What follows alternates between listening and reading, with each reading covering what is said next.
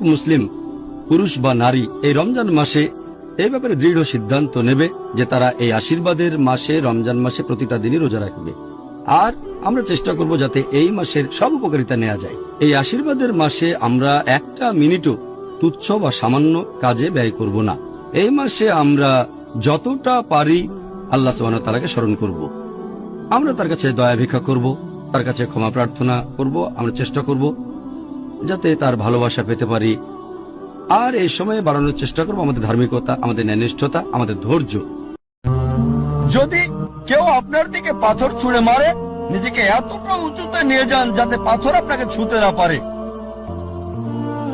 কেউ আপনার দিকে ঢিল ছুঁড়ে মারলে নিজেকে এমন উঁচুতে নিয়ে যান যাতে পাথর আসতে না পারে। তাহলে প্রতিযোগিতার প্রশ্ন আসবে কি করে?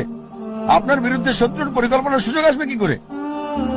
আরেকটা উপদেশ, যদি কেউ ইট ছুঁড়ে মারে আপনার দিকে, এই ইট দিয়ে ঘর তৈরি করেন আপনি।